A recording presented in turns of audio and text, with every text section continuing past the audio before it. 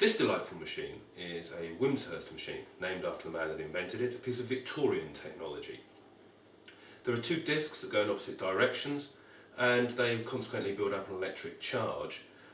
You could make one, providing you had suitable discs. If you don't have the metal sectors on it, it won't self-start, but this one will self-start. If I turn the handle, hopefully it'll do something.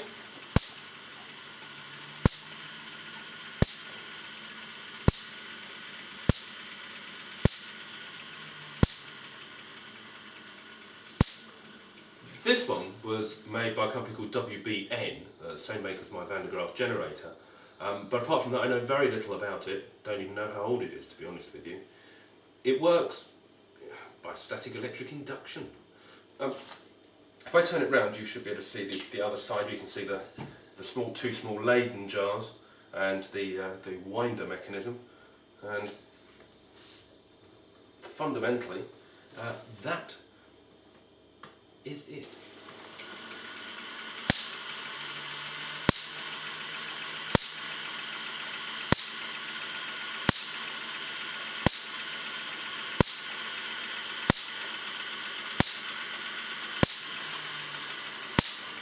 This little thing I've got next to it now is a thing called an electro whirl. It's marked as being made in Whitby, which is interesting.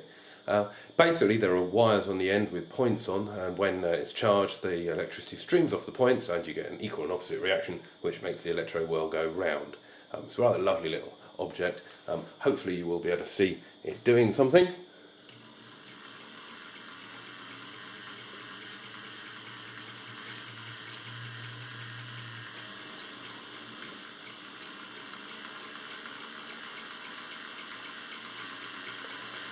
You could think of it as a form of an electric motor. You see it's going so fast now, you can barely see it.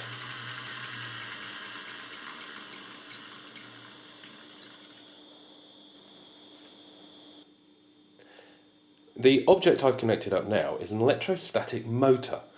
Don't see many of these around. In fact, this is, I think, the only one I've ever seen. Notice how it does look a little bit similar to the Wimshurst, the sectors and such.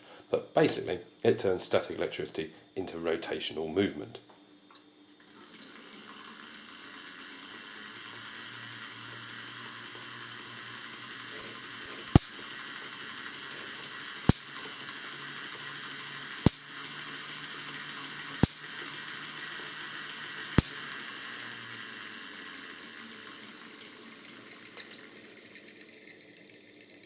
And as you can see, it's now whizzing round like nobody's business.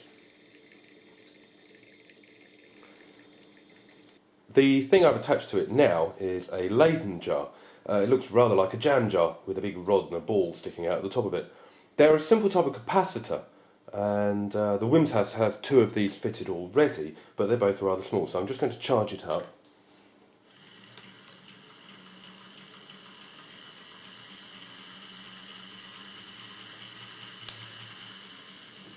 It's amazing how much electricity these things can hold. I'm going to discharge it now using a discharging rod, and with a bit of luck we should get a spark.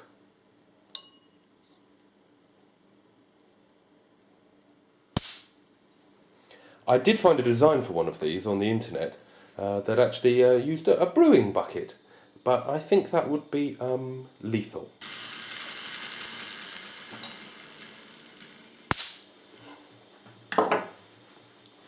So there we have it, the Leyden jar. So, the Wimshurst machine. Beautiful little piece of Victorian technology. I can't really show you it at its best though, because to really appreciate it you need to see one in the dark, because it lights up in all sorts of exciting and wonderful places in a beautiful violet glow of St Elmo's fire. And my camera simply won't capture those low light levels, which is a bit of a shame, because it is amazing. And you can use it for lighting gas tubes and discharge tubes as well, but hopefully maybe some more of that later.